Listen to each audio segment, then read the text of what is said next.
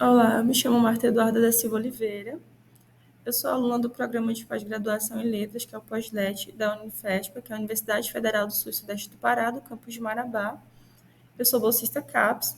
O meu orientador é o professor Dr. Abílio Pacheco de Souza, e esse trabalho tem como título Memórias de um Ex-Guerrilheiro, Narrações da Guerrilha do Araguaia, em Azul Corvo, que é uma obra de 2014.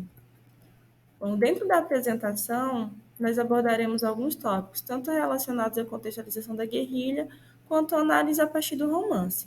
Primeiro, nós vamos fazer uma introdução, na sequência apresentaremos os objetivos, aí logo o ponto seguinte, a contextualização da guerrilha do Araguaia, e nos próximos tópicos partiremos para a parte da análise.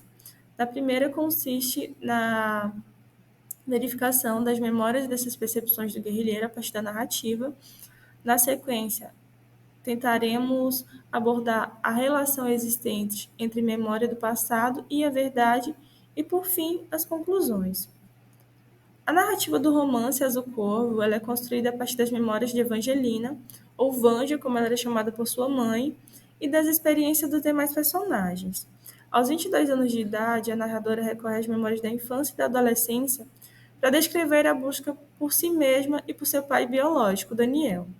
A fim de compreender e preencher essas lacunas existentes em sua vida, após a morte de Susana, que era sua mãe, a Evangelina ela acaba entrando em contato com Fernando, que era um rapaz com quem a sua mãe havia se relacionado no passado e que atuou na guerrilha do Araguaia e agora residia no exterior.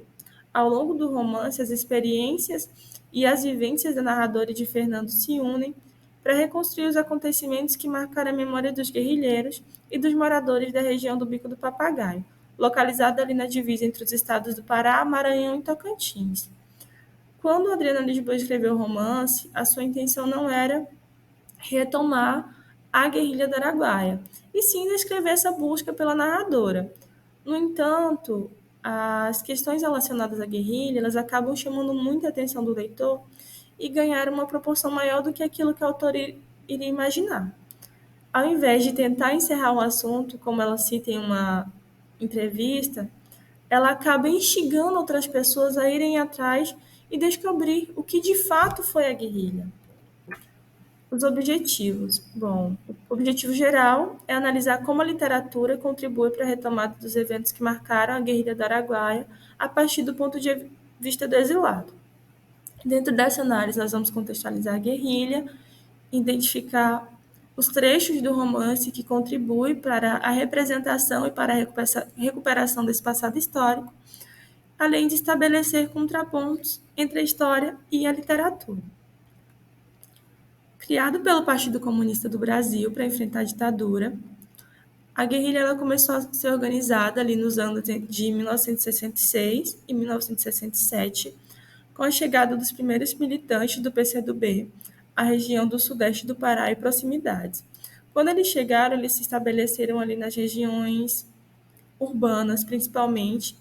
Eles montaram comércio, começaram a trabalhar com plantações, justamente para dizer que tinham vindo em busca de melhorias, melhores condições de vida e se infiltrar na região sem despertar nenhuma suspeita.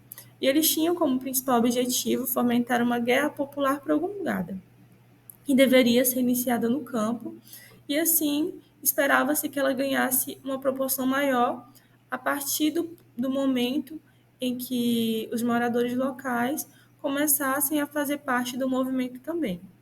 A primeira ação intensiva militar ocorreu em abril de 1972, com a chegada dos primeiros militares aqui na região e com a prisão dos primeiros militantes. O exército estabeleceu a sua principal base em Marabá e, como consequência, instalou mais tarde o 52 bis, que fica instaurado ali na entrada da cidade de Marabá, e posteriormente a 23ª Brigada, que é o BELOG.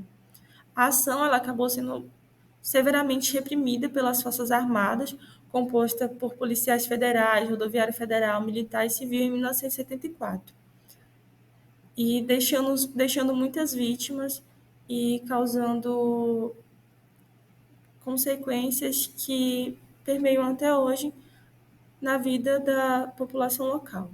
E nos anos posteriores, foram realizadas operações de limpeza justamente para localizar os corpos dos desaparecidos, que eram tanto guerrilheiros quanto os camponeses e militares, totalizando uns 84 desaparecidos. Destes, a maioria eram os militantes, composta pelos militantes, alguns camponeses e pouquíssimos militares.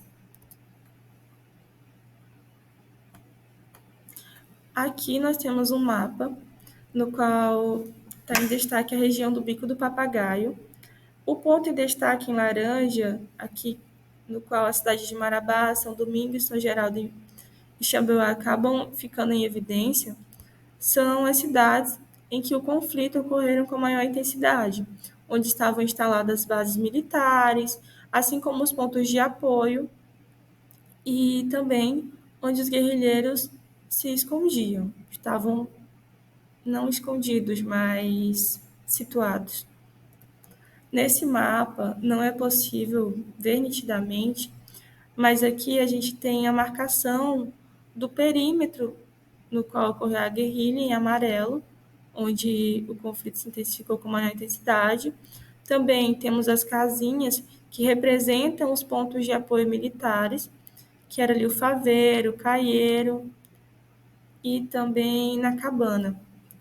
Essas casinhas, elas representam justamente os pontos onde as pessoas eram levadas, presas, torturadas e até mesmo mortas. São centros clandestinos.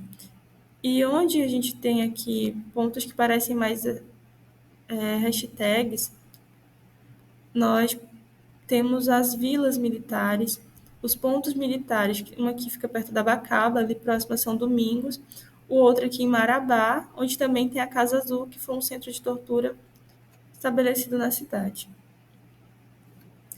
Partindo para a análise do romance, a partir das percepções e das experiências de Fernando, que era o ex-guerrilheiro, nós passamos a ter consciência do contexto histórico e político da ditadura militar no Brasil, que perdurou ali entre o período de 1964 e 1975, bem como as ações e as operações realizadas na região do Bico do Papagaio.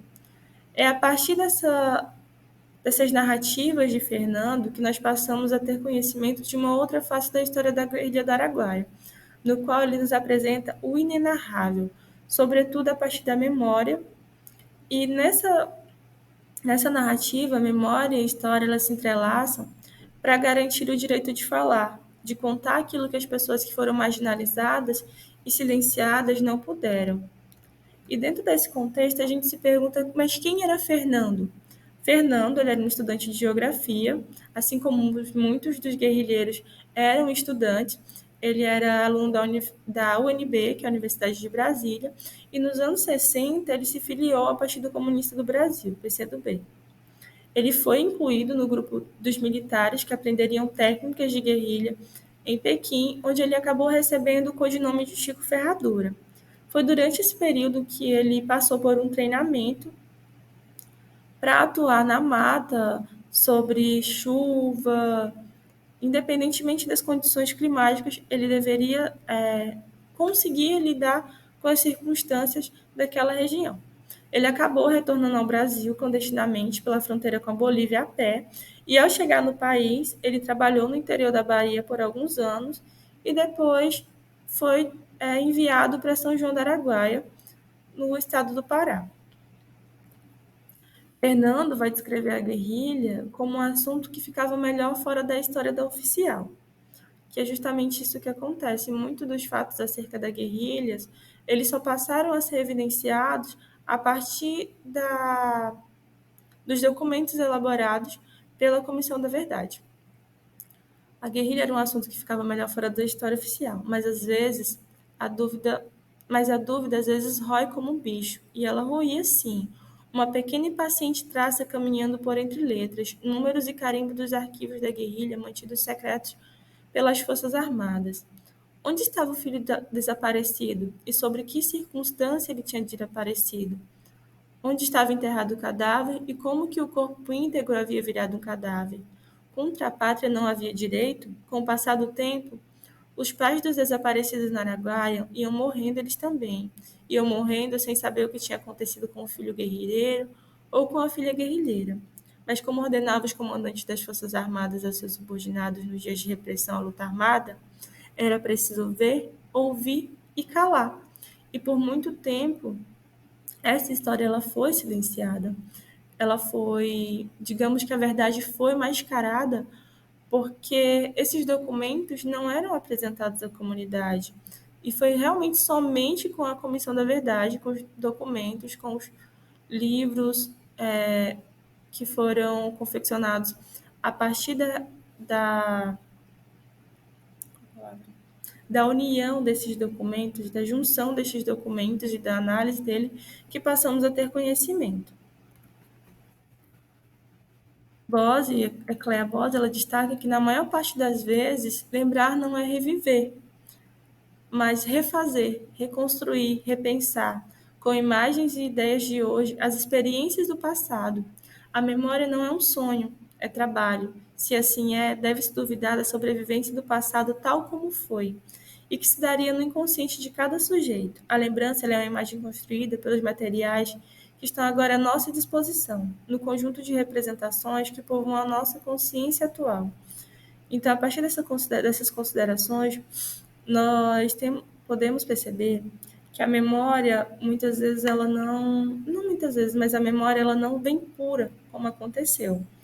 E muitas vezes os fatos que nos são apresentados, eles não amparam todas as pessoas que fizeram parte daquele momento, assim como os guerrilheiros.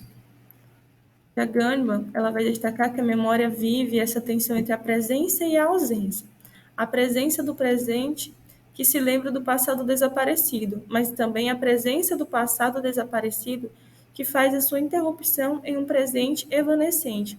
Desse modo, nós começamos a pensar o passado a partir do presente e tentar compreender como esse passado influenciou e influencia nas decisões que vêm sendo tomadas agora.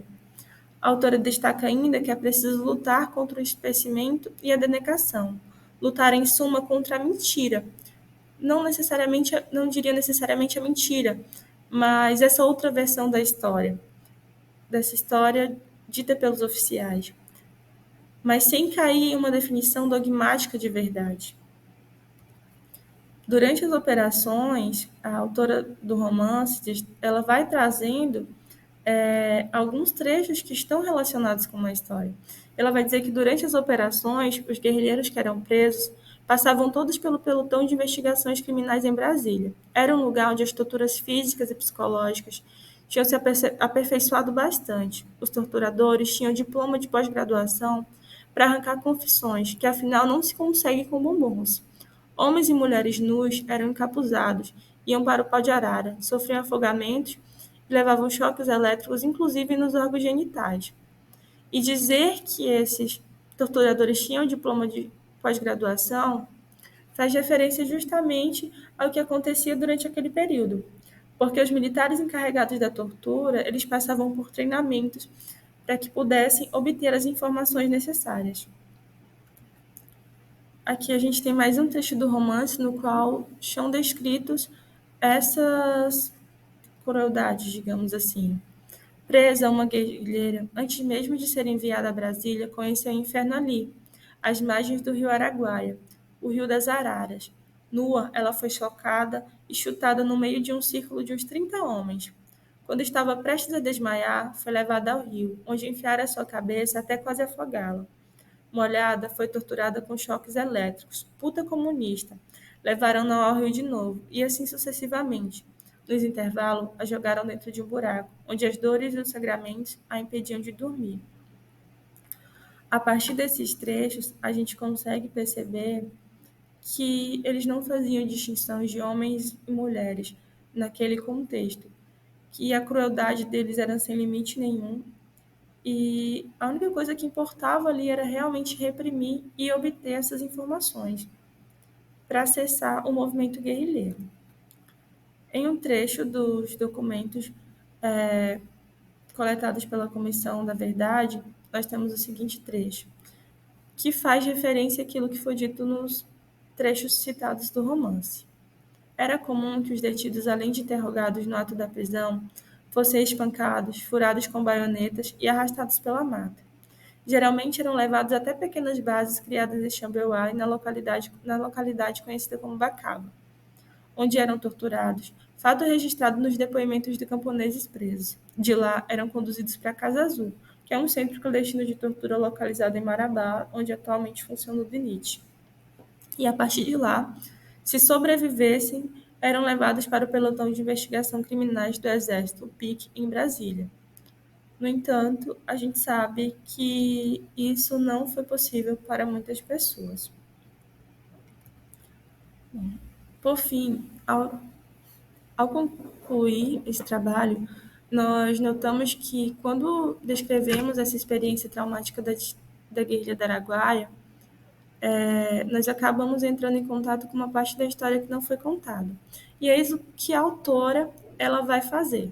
No romance, ao descrever a experiência traumática da guerrilha do Araguaia, observa-se que Fernando busca preservar e transmitir a memória coletiva da luta contra a ditadura, além de contestar a narrativa oficial como uma forma de resistência contra o silenciamento e a exclusão. Essas narrações ela contribuem para a reconstrução do passado a partir do presente, revelando uma outra dimensão da verdade acerca da história, a história que não foi contada e que está sendo, digamos que, desmascarada e desenterrada agora a partir da revisitação e da revelação desses documentos que eram mantidos pelo exército e não eram revelados à população. E por fim, as referências.